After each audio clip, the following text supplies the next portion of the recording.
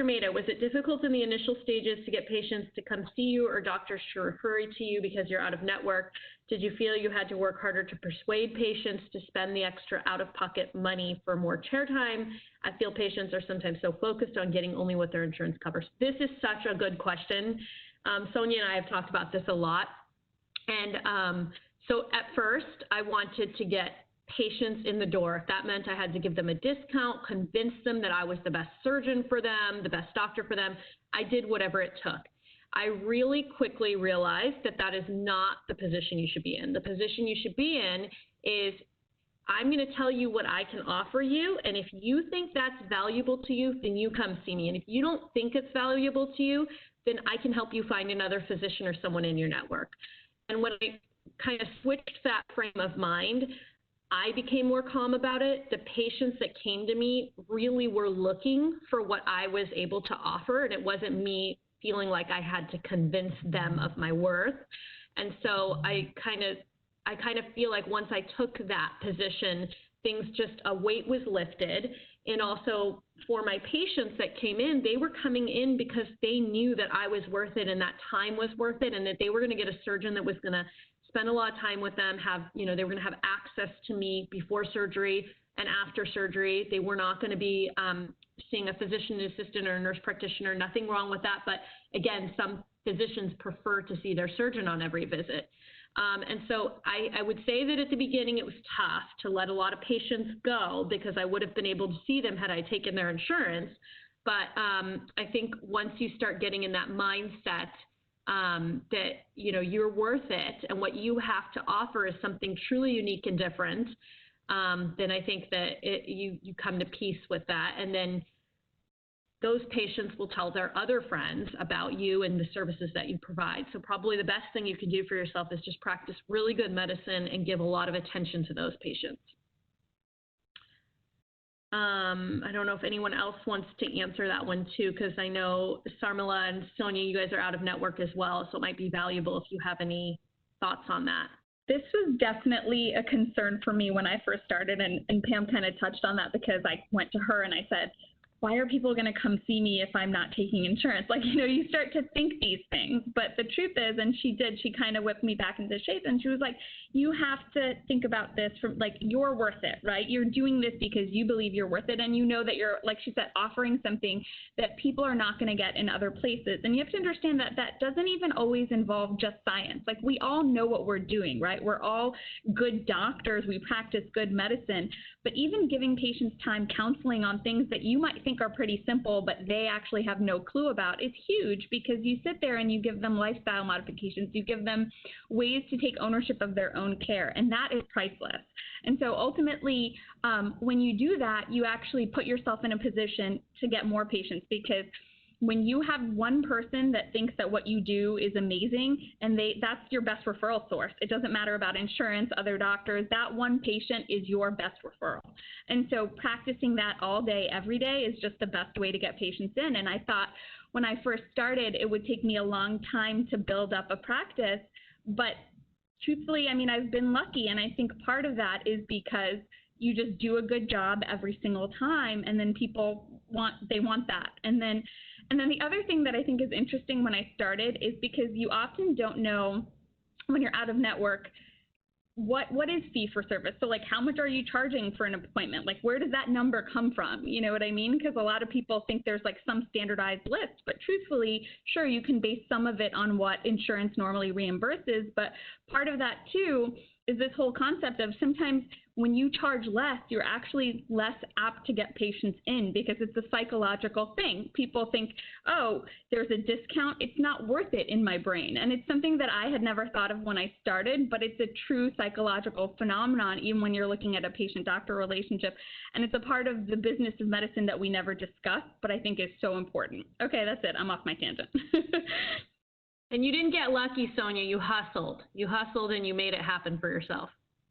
And then Dr. Hyder also kind of answered our question, is that she or he, I'm not sure, it reframes this with patients. Out of network means I'm out of insurance network, which is great news for them because we both have cut out the third party, which means I'm all in for them.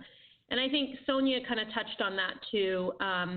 that, you are cutting out that third party, and a lot of times it's actually similar in cost. And if you have good staff that can educate the patient on what out-of-network means, and that, it doesn't just mean thousands and thousands of dollars, it just means that we're cutting out the insurance and you're getting just your personal attention from your physician, I think that often reframes it and makes it a little bit more palatable also.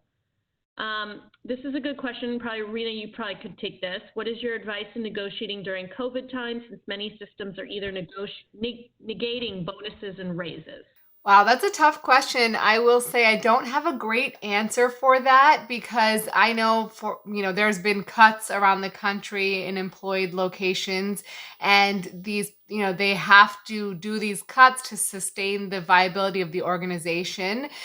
So I think it's reasonable to ask because, asking, you got to ask, but it shouldn't be, you should do it in a very kind of humble way, in the sense that, like, I know that this is a difficult time, and I am going to ask for, a raise or negotiate here. And I understand if the answer is this is going to be challenging, but I wanted to find out if this was a possibility. And there's, again, no harm in asking, but be prepared that the answer may be no, we can't do this right now. But you have to do it with the right frame of mind.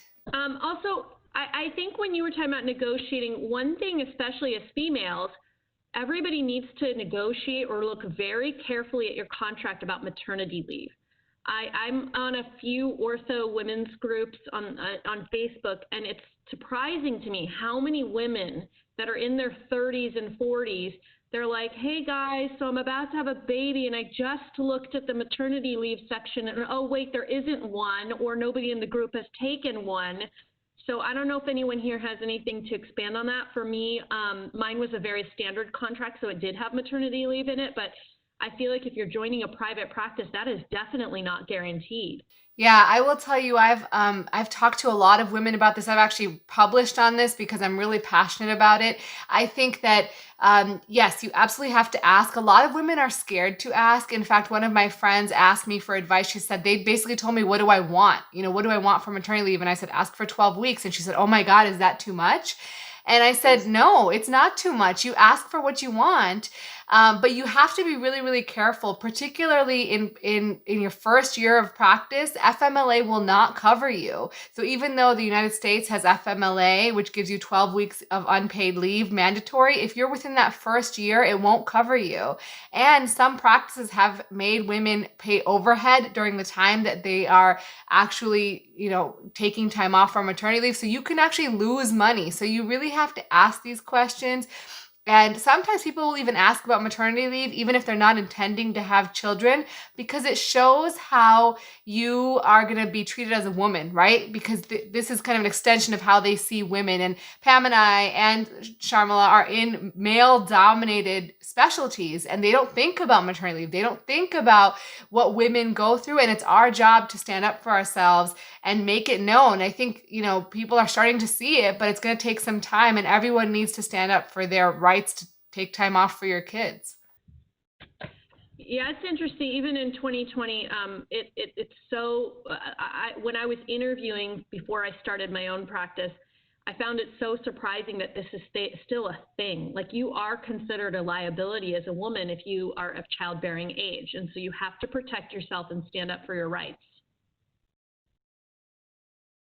I think that are all the questions that are here in this chat. So I think here's a good one. Can you be forthcoming with your employer if you don't plan to have kids? I wouldn't bring that up. What if things happen, things change? I think you're saying, like, is it something that you can say, like, if they ask you? They shouldn't be asking you, first of all. That's illegal. But I would say that, you never know what's going to happen. If you don't plan on having kids, things could change.